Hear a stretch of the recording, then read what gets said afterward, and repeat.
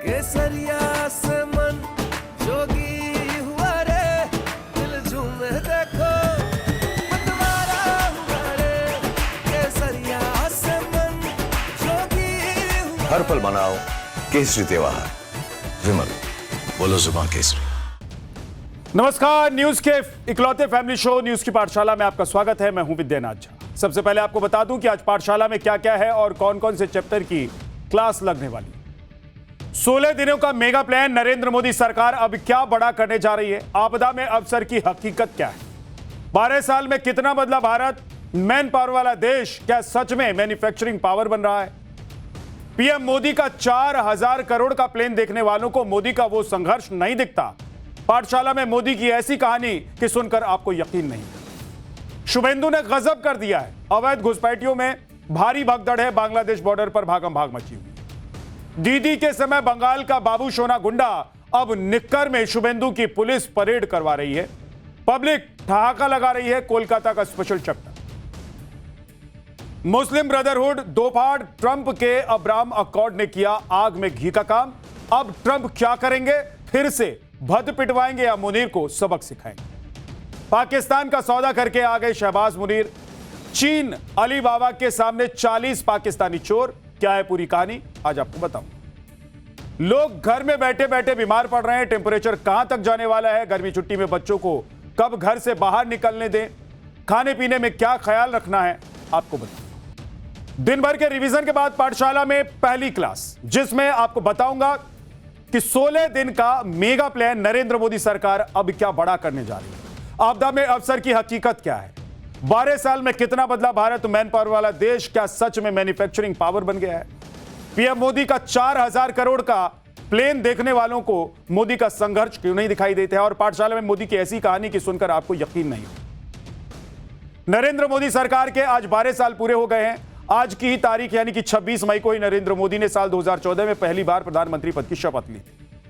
लोग थक जाते हैं, लोग सिस्टम से आदी हो जाते हैं, लोगों के काम करने के तरीके पर सिस्टम हावी हो जाता है। लेकिन हैरान करने वाली बात यह है कि पीएम मोदी के रूटीन में, काम करने की लगन में और देश के लिए एक एक पल खपा देने वाली उनकी इच्छा शक्ति में रत्ती भर कहीं कमी दिखाई नहीं देती। इसका सबसे ताजा उदाहरण अभी हाल ही में हुई पीएम मोदी की 5 देशों की विदेश यात्रा थी, जिसे पीएम मोदी ने लगातार 6 दिनों में पूरा कर दिया था।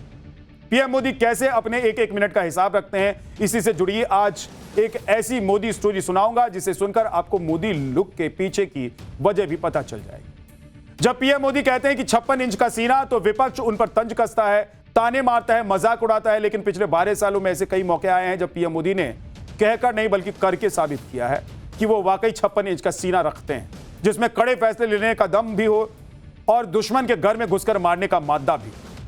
पीएम मोदी ने 12 सालों में कौन कौन से ऐसे बड़े बड़े फैसले लिए हैं जिसकी हिम्मत किसी भी सरकार ने अभी तक नहीं दिखाई थी। और 12 साल में 12 योजनाओं से मोदी ने समाज के आखिरी पायदान पर खड़े वंचित और पीड़ित वर्ग तक कैसे सरकारी योजनाओं का लाभ दिलाकर उनकी जिंदगी आसान बना दी है और कहां चूक होती दिखाई दे रही है, आज ये भी आपको बताऊं। 2014 से अभी तक के दौर को बीजेपी का स्वर्णिम युग कहा जाता है, क्योंकि इन 12 सालों में पीएम मोदी की अगुवाई में बीजेपी ने उन राज्यों में भी अपना सीएम बना लिया जिन राज्यों में बीजेपी को एक सीट जीतने में भी मुश्किल होती। आज उस पर भी बात होगी। और आज आपको मोदी के संघर्षों की कहानी उनके एक ऐसे दोस्त की जुबानी सुनवाऊंगा जिसे सुनकर आपको यकीन नहीं हो। आप सोच में पड़ जाएंगे कि मोदी किस मिट्टी के बने हुए हैं। लेकिन पहले एक ट्रेलर आपको दिखाता हूं। आज के ही दिन पहली बार मैंने प्रधानमंत्री के तौर पर शपथ ली थी। मैं नरेंद्र दामोदर दास मोदी ईश्वर की शपथ लेता हूं। मैं विधि द्वारा स्थापित भारत के संविधान के प्रति सच्ची श्रद्धा और निष्ठा रखूंगा।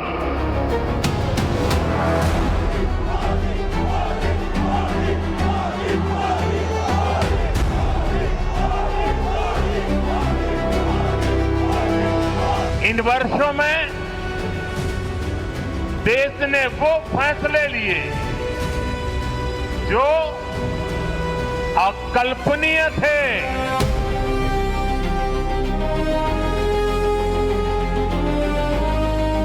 आज हम 140 करोड़ भारतीय मिलकर अपने देश को विकसित भारत बनाने के लिए जी जान से जुटे हैं।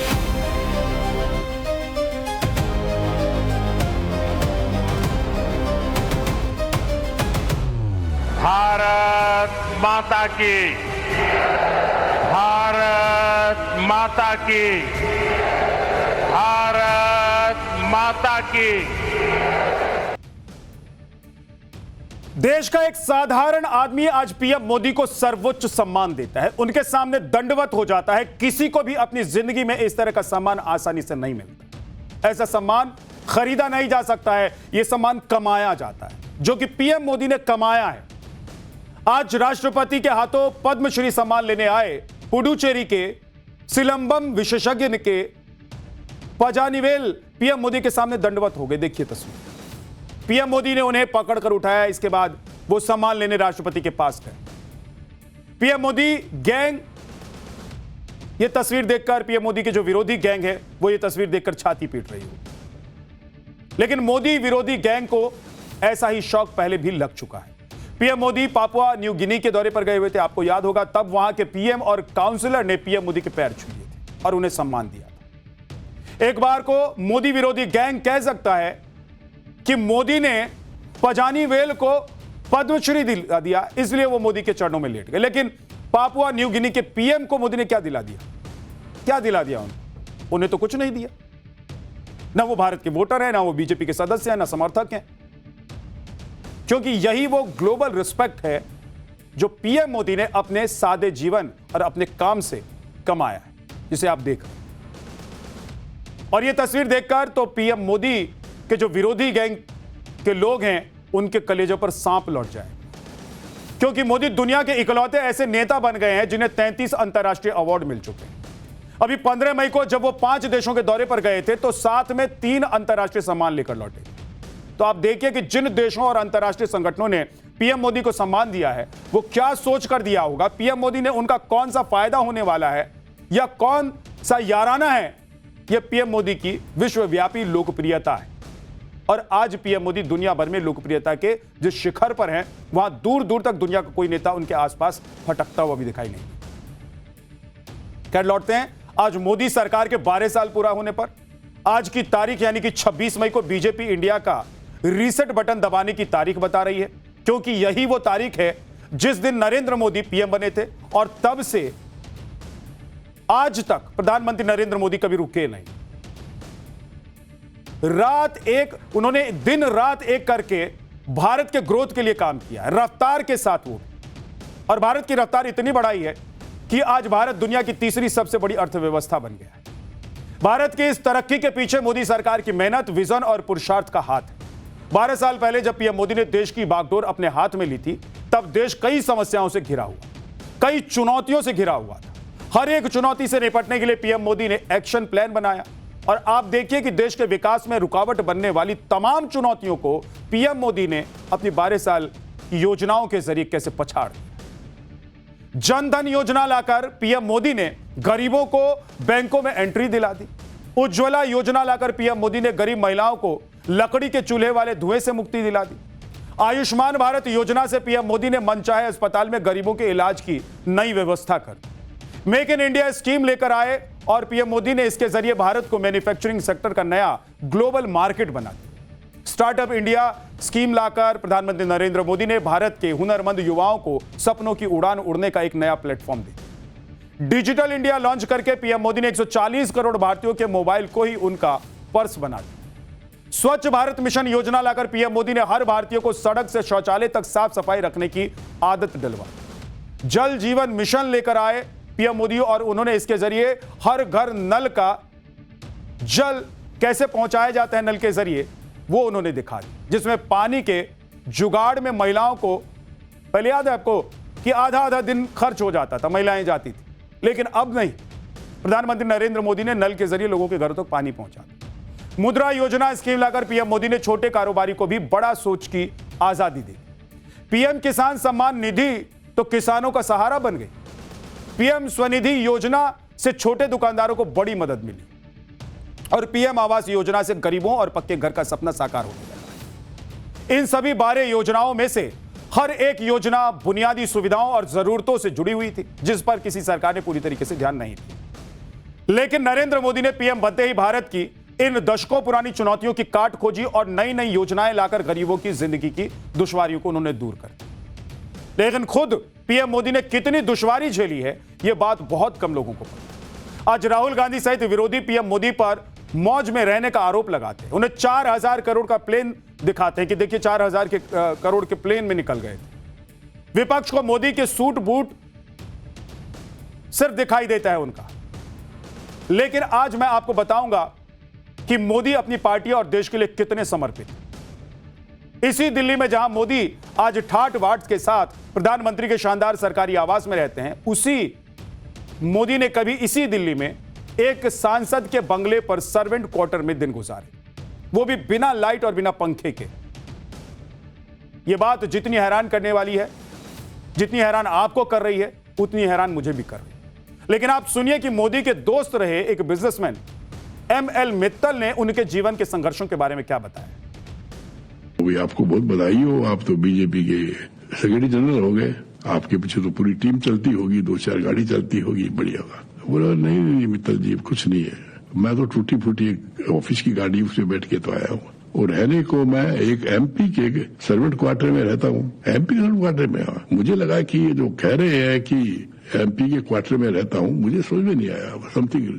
तो मैंने वो एड्रेस बताया था, नाम बताया था एमपी का, तो मेरे ड्राइवर को गाड़ी को उस रोड पर गए। वहां पर तो बाद में वहां एक आदमी खड़ा था, नरेंद्र मोदी जी आ रहे थे, बोले वहां पीछे सर्वेंट क्वार्टर में है। तो गया वहां तो एक पजामा सा पहन करके, गर्मी का टाइम, न पंखा न बत्ती, पंखा, और वो लिख रहे थे छोटा सा लाइट जला करके। तो मुझे देखते ही बोले आप, उसको कहा नहीं था कि मैं आऊंगा, तो मुस्कुराए। I can not forget that. शायद आपको विश्वास नहीं हुआ मेरी बात का कि मैं एक एमपी के सर्वेंट क्वार्टर में रहता हूँ, वो भी पार्टी के सेक्रेटरी जनरल है। आप ये एमपी तो आपको सब सलाम करते हैं, बोले यू आर द लीडर। तो बोले ऑफिस में आई एम द बॉस, घर में तो इन्होंने मुझे जगह दे रखी है, ये बहुत बड़ी इनकी मेहरबानी है। पीएम बनने के बाद मोदी एक तरफ भारत के लोगों की तरक्की के लिए जनहित में दिन रात काम कर रहे हैं, फैसले ले रहे हैं, तो दूसरी तरफ देश की सेहत सुधारने के लिए पीएम मोदी को राष्ट्रहित में कई बड़े और कड़े फैसले भी लेने पड़े। ये फैसले लेने बिल्कुल भी आसान नहीं थे, क्योंकि आजादी के बाद से किसी सरकार की हिम्मत नहीं हुई थी कि इन मुद्दों का वो जिक्र भी कर। उस पर फैसला लेना तो बहुत दूर की बात, कभी सोचा भी नहीं था, कभी बात भी नहीं छेड़ते थे। उनको लगता था कि अगर इस मुद्दे का जिक्र कर देंगे तो सरकार गिर जाएगी, इस मुद्दे का जिक्र कर देंगे तो सब कुछ खत्म हो जाएगा, पार्टी खत्म हो जाएगी। लेकिन जो कोई ये सोच नहीं पा रहा था, जो कर नहीं पा रहा था, वो पीएम मोदी ने करके दिखा दिया। मोदी ने ना सिर्फ राष्ट्रहित सर्वोपरि रखा, और उसके लिए उन्हें जो भी फैसला लेना पड़ा उन्होंने लिया। आप देखिए कि 370 के नाम से केंद्र की सरकारों को बुखार आ जाता था, लेकिन मोदी सरकार ने एक झटके में 370 को खत्म कर दिया। मुस्लिम महिलाओं को ट्रिपल तलाक के अत्याचार से बचाने के लिए पीएम मोदी ने ट्रिपल तलाक कानून को खत्म करने के लिए प्रस्ताव वो लेकर आए और उसे खत्म किया।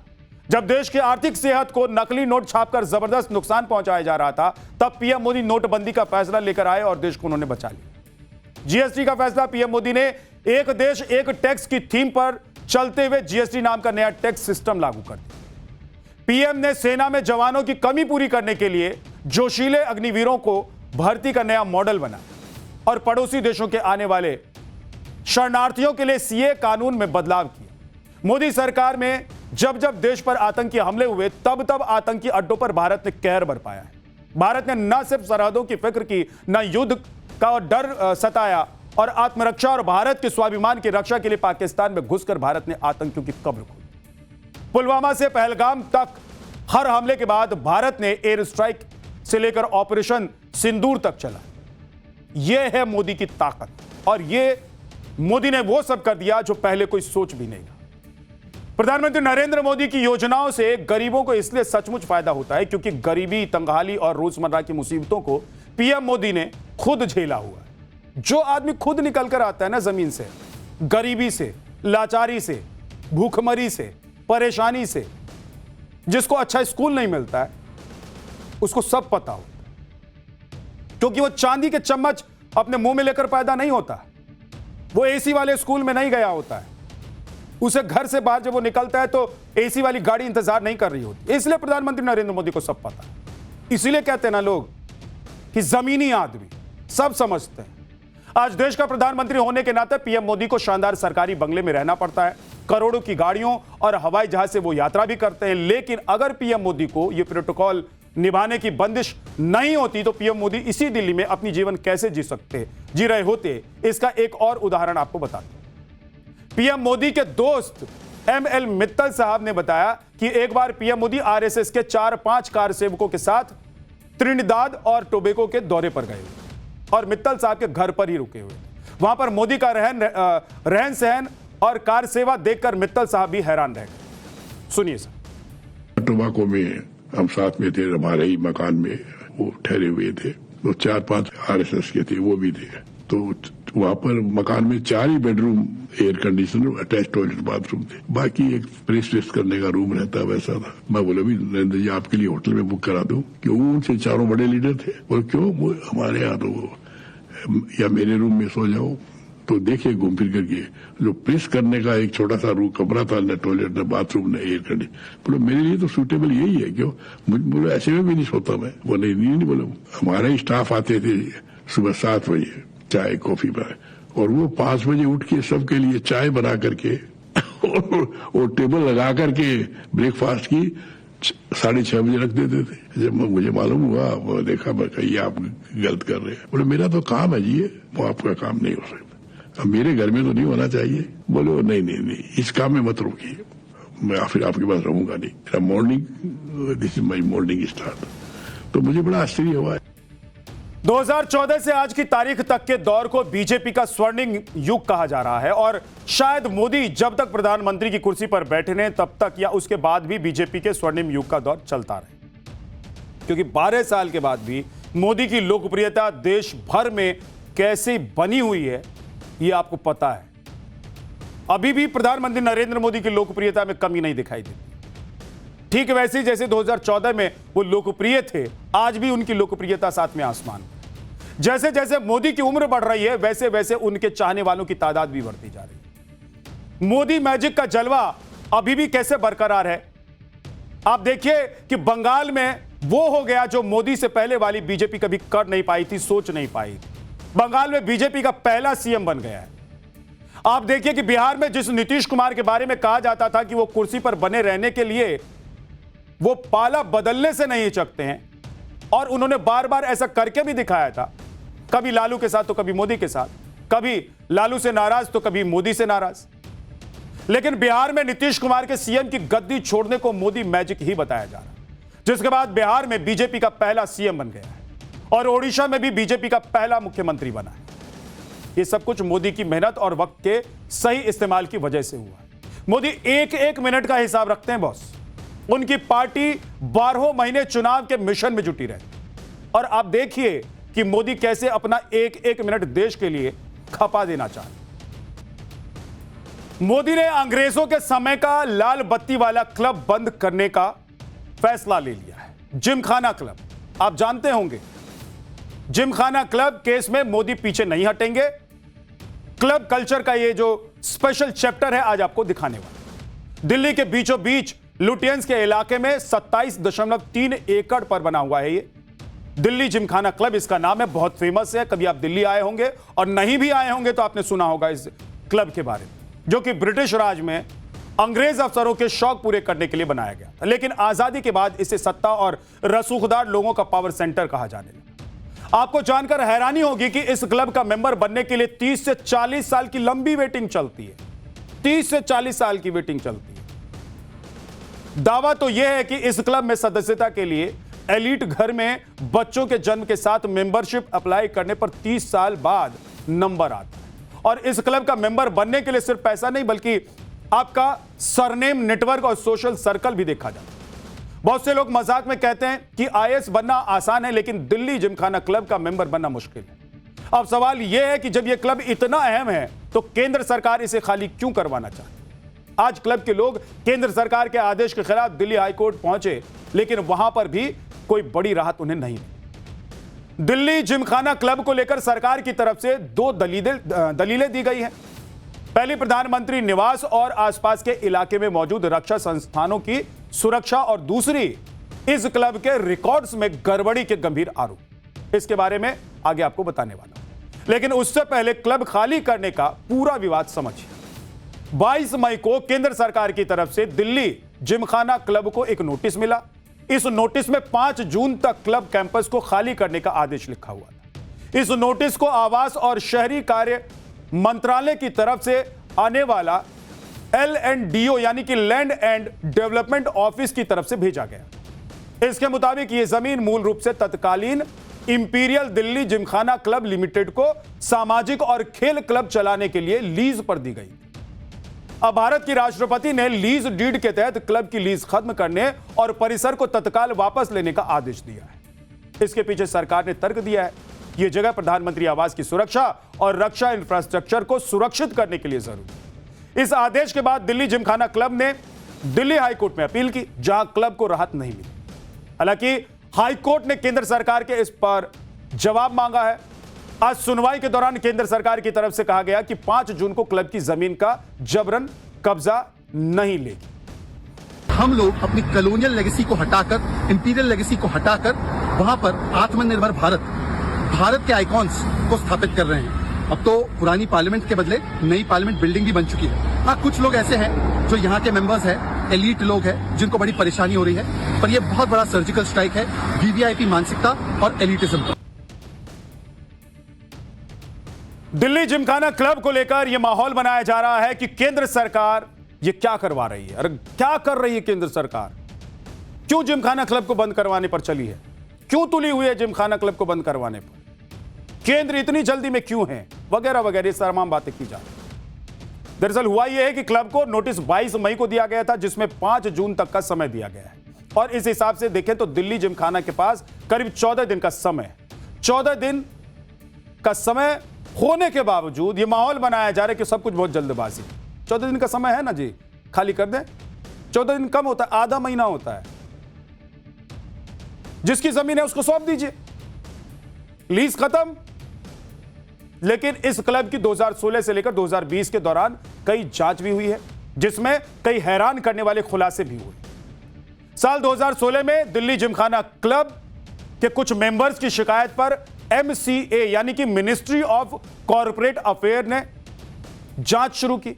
और दरअसल दिल्ली जिमखाना क्लब लिमिटेड एक गैर लाभकारी कंपनी के रूप में रजिस्टर्ड है। इसलिए कॉर्पोरेट अफेयर्स मंत्रालय की टीम ने क्लब के 2011 से लेकर 2019 तक के कई साल के रिकॉर्ड्स की जांच की। इसमें क्लब के पब्लिक डिपॉजिट में 50 करोड़ रुपए की वित्तीय गड़बड़ी के आरोप लगाए। इसके अलावा क्लब के निर्देशकों पर अवैध नियुक्तियों को लेकर करप्शन के आरोप भी लगाए।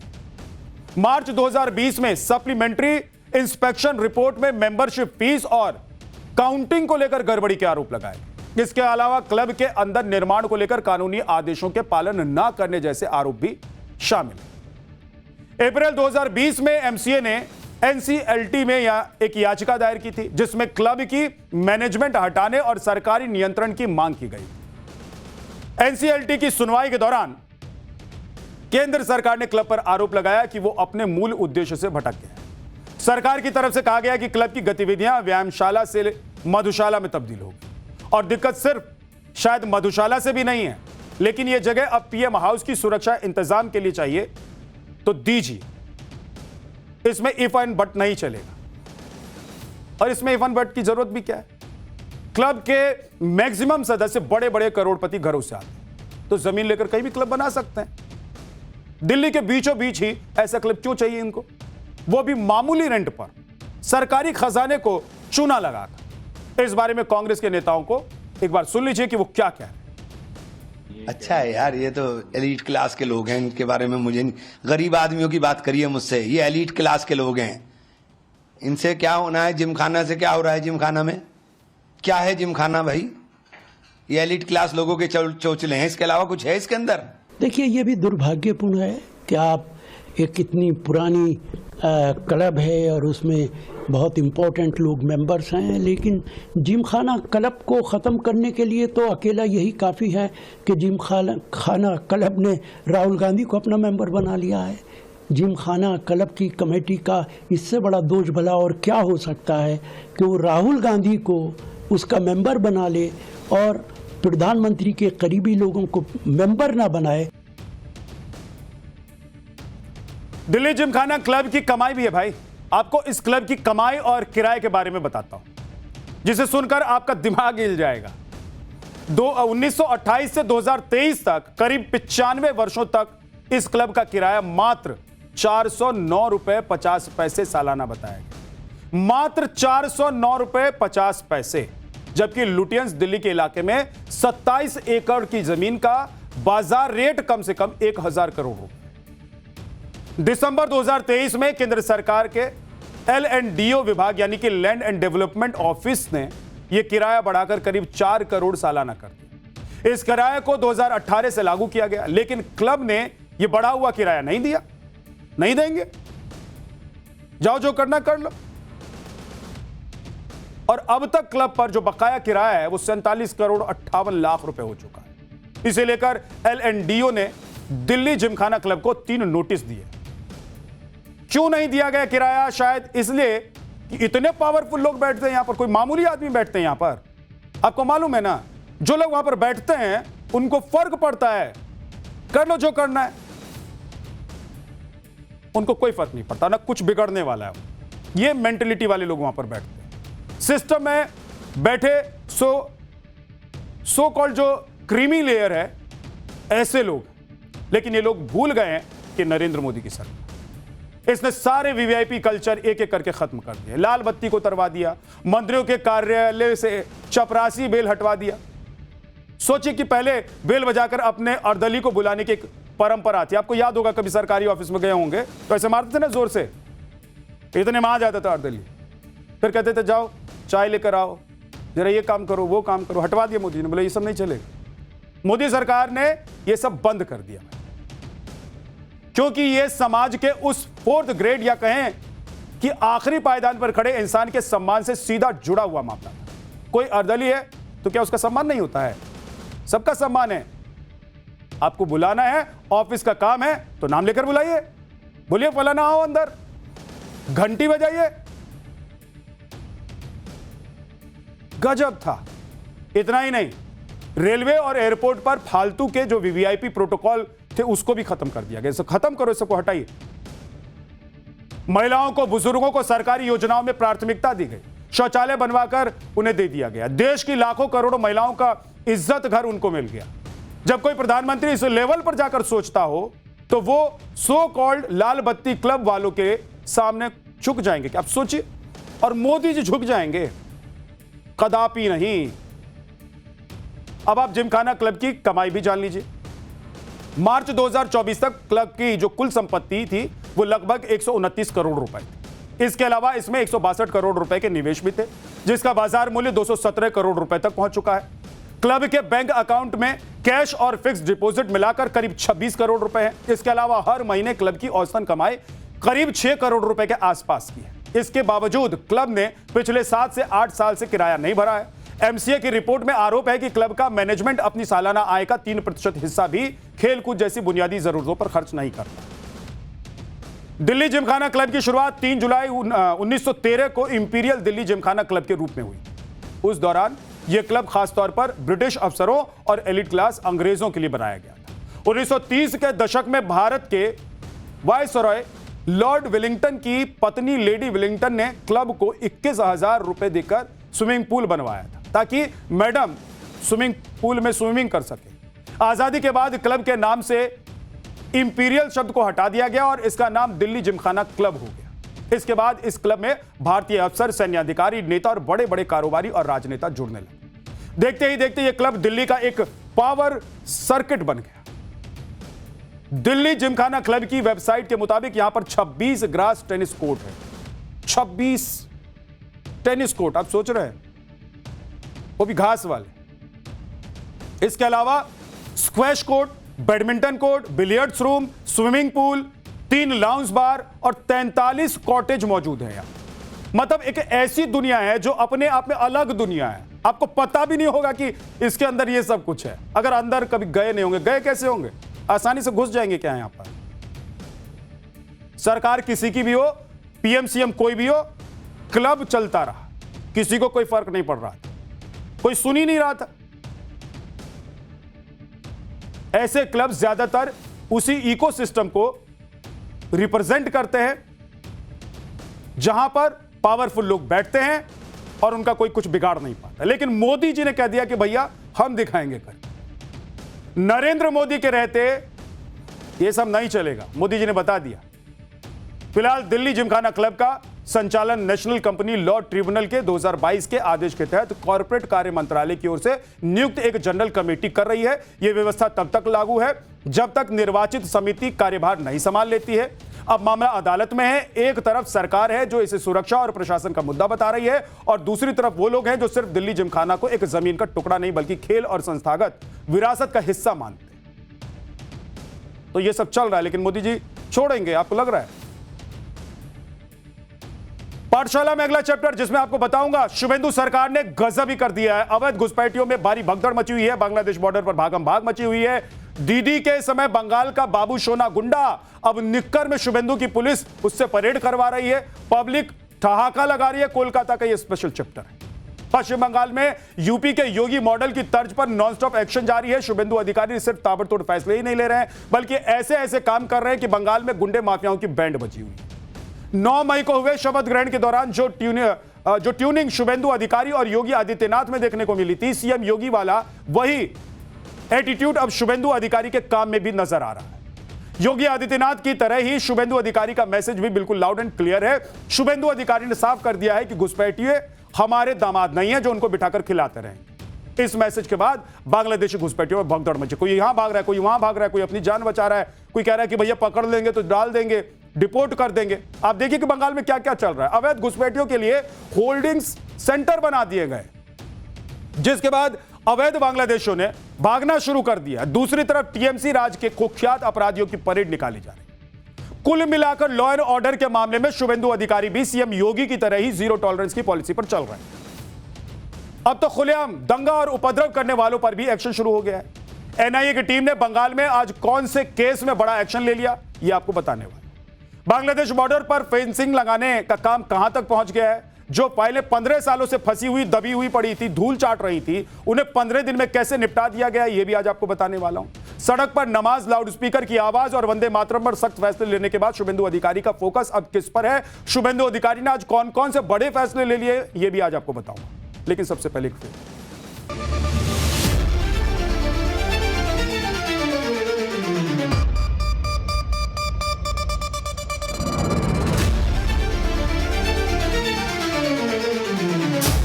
जल्दी जल्दी भागो, नहीं तो जो करना है सरकार करेगा। इसके रुपया में खाना खाएगा, कपड़ा देगा, मेडिसिन देगा। एक दामाद है ये लोग।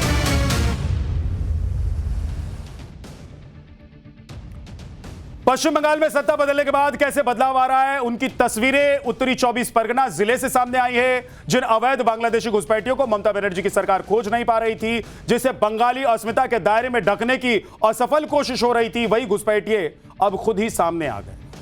अपने पूरे परिवार के साथ बोरिया बिस्तरा लेकर बॉर्डर पर पहुंच गए। खुद से बता रहे हैं कि वो बांग्लादेशी है। पहले कहते थे कि बांग्लादेशी हैं, लड़ने के लिए आ जाते थे ऐसे हाथ बांधकर। अब देख लीजिए क्या हो रहा है, क्या चल रहा है।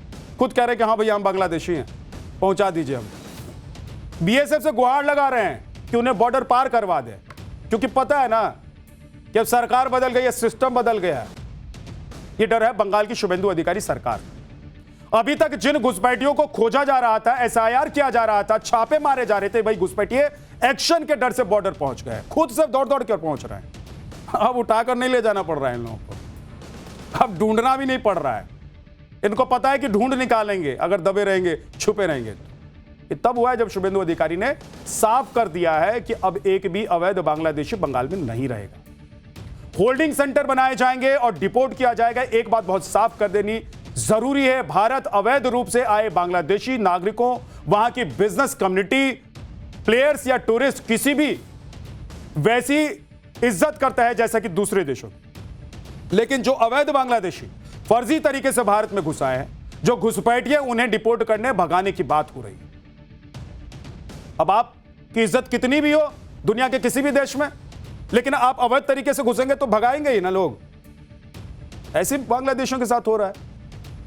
अरे बांग्लादेश के लोगों के साथ थोड़ी ना दिक्कत है, दिक्कत वो है जो छुप छुप कर आ गए, जो घुसपैठिया बनकर बसे हुए हैं देश में, जो यहां के लोगों के हक को मार रहे हैं। बंगाल में शुभेंदु सरकार के अभियान के बाद उत्तर 24 परगना के हाकिमपुर बॉर्डर पर सैकड़ों घुसपैठिए पहुंच गए। इसमें ज्यादातर अपने परिवारों के साथ, जिसमें महिलाएं और बच्चे भी हैं।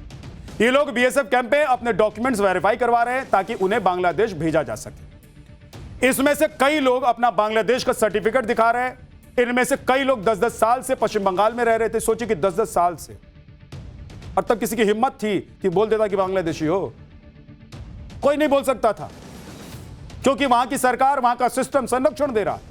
कह रहे थे कि भाई साहब कोई बांग्लादेशी है ही नहीं, सब यहीं के बंगाली। और ऐसे करके जो बंगाल के रहने वाले मूल निवासी हैं, मूल लोग हैं, उनके हक पर कब्जा जमाए बैठे थे। ये खेल चल रहा था, बड़ा खेल चल रहा था, डेमोग्राफी बदलने का खेल चल रहा था। आईडी बनवा रहे हैं ये सब लोग अभी जाकर, कह रहे हैं कि देखिए हमने आईडी बनवाई थी, लेकिन हम हैं नहीं यहां के। सरकारी योजनाओं का लाभ भी ले रहे थे सब। मतलब भारत के टैक्सपेयर्स के पैसे यहां के लोगों के लिए चलने वाली कल्याणकारी योजनाओं का लाभ ये लोग लूट रहे थे, उठा नहीं रहे थे, लूट रहे थे। ये किसी अवैध व्यक्ति को दिया जा रहा था और देने के पीछे जो हाथ थे वो हाथ सब अब निकल गए।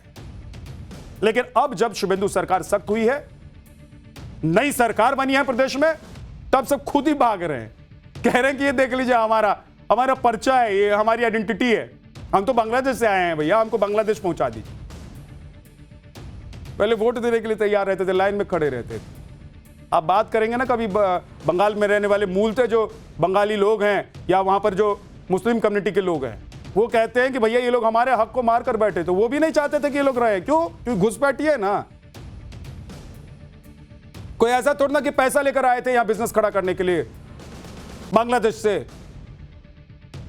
कमाने के लिए यहां पर आए थे डिग्री लेकर। ये सब घुस कर आ गए थे और छुप कर रह रहे थे, और इनका I card, voter ID card सब बनाने वाले लोग इन लोगों को मिल जा रहे थे, मौज ले रहे थे 10-10 साल से। हाकिमपुर बॉर्डर पर कैसी अफरा तफरी मची वो मैंने आपको दिखाया। टाइम्स ऑफ नवभारत की संवाददाता पूजा मेहता भी आज वहां पर पहुंची हुई थी, उन्होंने वहां से एक रिपोर्ट भेजी है, आप देखिए। सुबह से और कुछ लोग रात से अपने पूरे परिवार के साथ और बोरिया बिस्तरा लेकर जो है यहाँ पर पहुंच गए हैं, जो फिर एक बार बांग्लादेश वापस जाएंगे। और हमारे पीछे जो है बीएसएफ की चेक पोस्ट है, एक एक परिवार जो है उन्हें उस तरफ ले जाया जा रहा है, और बीएसएफ के अधिकारी जो है यहीं से उनकी तमाम जानकारी ले रहे हैं, उनकी जितने भी क्रीडेंशियल्स है उसे रजिस्टर कर रहे हैं, और एक बार जो है उनको हरी झंडी दी जाएगी कि इनको उस पार भेजा जा सकता है या नहीं, उसके बाद ही भेजा जाएगा। लेकिन तस्वीरें आज भी वही है, जो एसआईआर के डर के मारे जो लोग यहाँ पर अवैध तरीके से सालों साल से रह रहे थे, अपना घर बसाए थे भारत में बिना किसी वीजा, पासपोर्ट या वैलिड दस्तावेज के साथ, फिर एक बार जो बचे कुचे लोग थे अब होल्डिंग सेंटर या डिटेंशन सेंटर जाने के डर से जो है फिर एक बार इसी हाकिमपुर चेक पोस्ट में बड़ी संख्या में इकट्ठा हो रहे हैं, क्योंकि उन्हें डर है कि अगर अब बांग्लादेश नहीं गए तो फिर उन्हें जो है डिटेंशन सेंटर या फिर होल्डिंग सेंटर में भेज दिया जाएगा। अब लोग खुद मान रहे हैं कि वहां वो अवैध तरीके से बांग्लादेशी बनकर रह रहे थे, बांग्लादेश के हैं लेकिन यहां अवैध तरीके से रह रहे थे। यही बात जब पहले कही जा रही थी तो ममता बनर्जी से प्रोपेगेंडा बताती थी, लेकिन जब बंगाल में सरकार बदली और शुभेंदु अधिकारी साफ कर चुके हैं कि एक भी घुसपैठिए को छोड़ेंगे नहीं। सुनिए आज शुभेंदु अधिकारी ने क्या कहा है। ये एग्जिस्टिंग फॉरेनर्स एक्ट है, कोई नया कानून नहीं है, और ये लोग चला जाना चाहिए।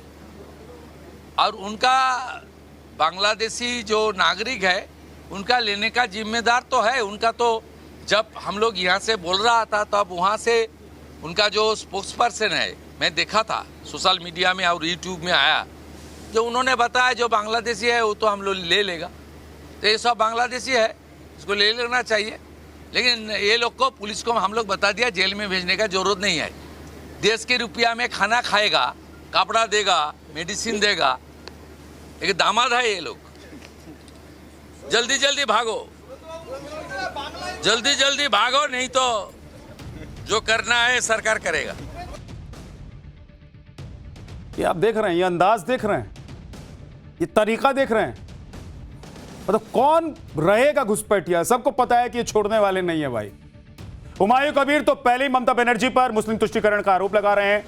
आज जब बंगाल से अवैध घुसपैठियों को भगाया जा रहा तो वो भी कह रहे हैं कि सिर्फ भारत के मुसलमानों को ही यहां रहने का हक है। सुनिए कि हुमायूं कबीर के जुबान कैसे बदले। कोई देश से भारत में घुसेगी, पश्चिम बंगाल बॉर्डर हो, कहीं त्रिपुरा बॉर्डर हो, कहीं जो बॉर्डर हो, तो उनको खिलाफ कार्रवाई होना चाहिए। कोई लीगलिटी लेके, पासपोर्ट लेके, वीज़ा लेके कोई देश के सफ़र कर सकते, इसी के लिए तो कोई दिक्कत नहीं है। लेकिन कोई बेआईनी, उनका बांग्लादेश का नागरिक है, उनका रहने वाला है, वो बंगाल के आके भारत के कोई अंतर्राज्य आके तो नहीं आना चाहिए। तो इनको खिलाफ कार्रवाई होगा, ये मैं स्वागत कर रहा हूँ। आप सोचिए कि ये वो नेता है जो कभी मानते ही नहीं थे कि घुसपैठिए रहते हैं पश्चिम बंगाल में।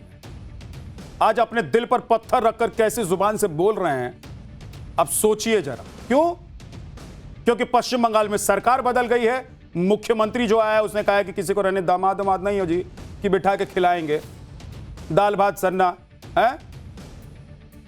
घुसपैठियों में ऐसी भगदड़ इसलिए मची हुई है क्योंकि शुभेंदु अधिकारी ने पश्चिम बंगाल में डिटेक्ट, डिलीट और डिपोर्ट पॉलिसी लागू कर दी है। उन्होंने 23 जिलों में होल्डिंग सेंटर बनाने के निर्देश दिए हैं। मालदा और मुर्शिदाबाद में 2 सेंटर बनाए भी जा चुके हैं। मुर्शिदाबाद में पुलिस ने 7 बांग्लादेशी घुसपैठियों को गिरफ्तार भी कर लिया है, उन्हें होल्डिंग सेंटर में रखा भी गया है। वहीं मालदा में बंगाल का पहला होल्डिंग सेंटर बनाया गया है। यहां पर भी 9 बांग्लादेशी घुसपैठियों को रखा गया, जिसमें से 2-3 महिलाएं और 6 नाबालिग शामिल हैं। इस होल्डिंग सेंटर में कई रातों तक इन्हें रखने और इनके लिए व्यवस्था की गई है, जिसमें सीसीटीवी की निगरानी लगाई गई है। कई स्तर पर व्यवस्था की गई है। 12 पुलिसकर्मी, सिविल डिफेंस के कर्मचारी, नागरिक स्वयंसेवकों की तैनाती की गई है ताकि कोई गड़बड़ी नहीं। पाठशाला में अब अगला चैप्टर, मुस्लिम ब्रदरहुड दो पहाड़। ट्रंप के अब्राहम अकॉर्ड ने किया आग में घी का काम। अब ट्रंप क्या करेंगे? फिर से भद पिटवाएंगे या मुनीर को सबक सिखाएंगे? पाकिस्तान का सौदा करके आ गए शहबाज और मुनीर। चीनी अली बाबा के सामने 40 पाकिस्तानी चोरों का चैप्टर क्या है वो आपको बताऊं।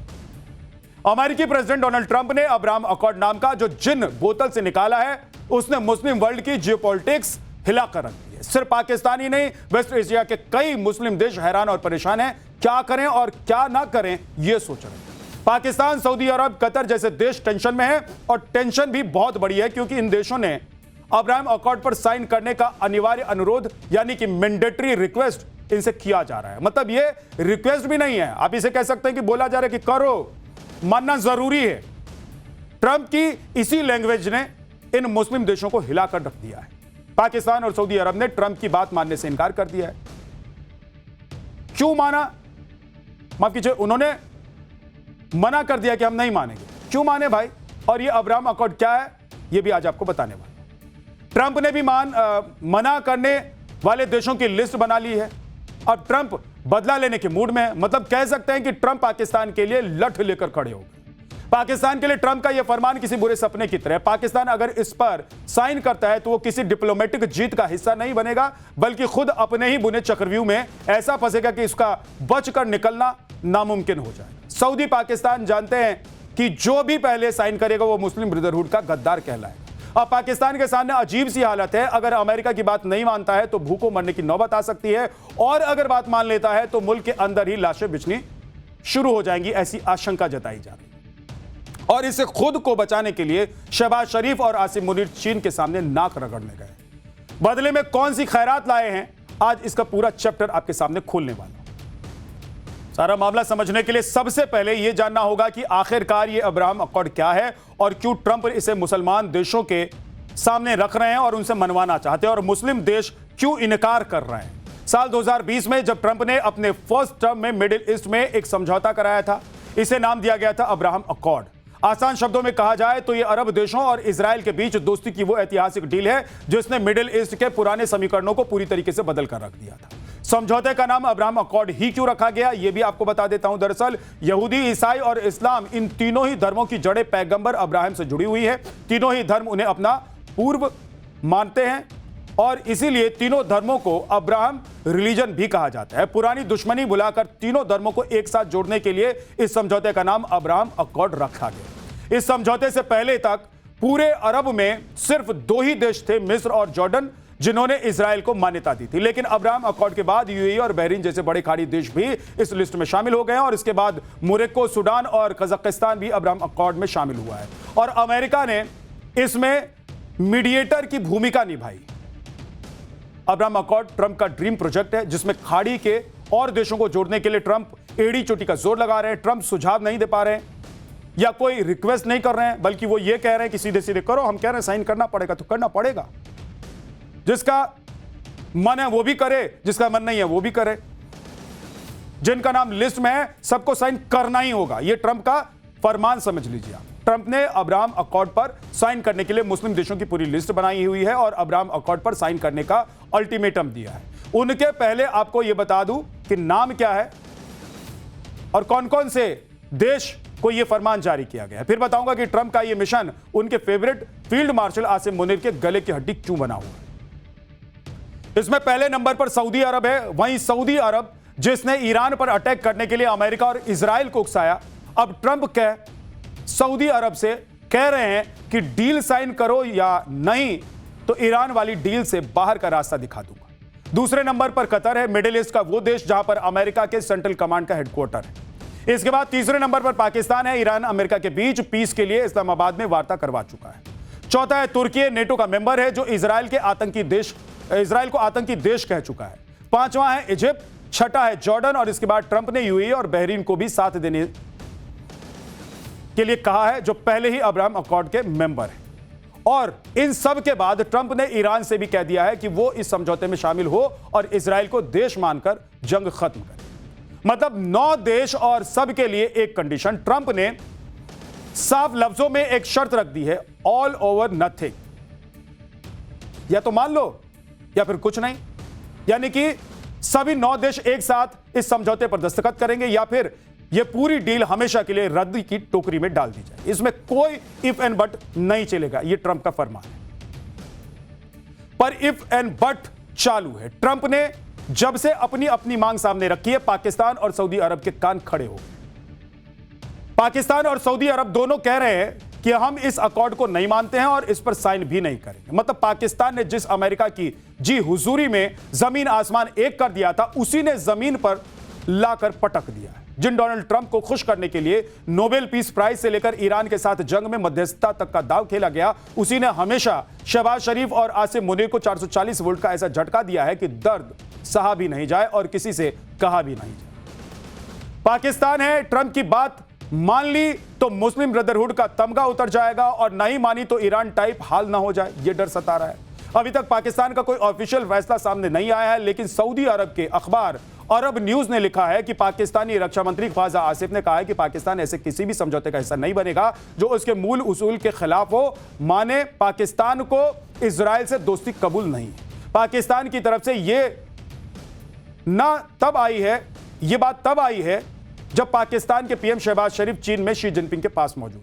मतलब आप सब क्रोनोलॉजी और लोकेशन देखते जाइए कि आज ही पाकिस्तान के जो मंत्री हैं इशाक डार न्यूयॉर्क पहुंचे हैं। वैसे तो नाम के लिए वो यूएनएससी की सुरक्षा और शांति पर होने वाली ओपन डिबेट में हिस्सा लेने के लिए पहुंचे, पर क्या पता ये ट्रंप का समन हो।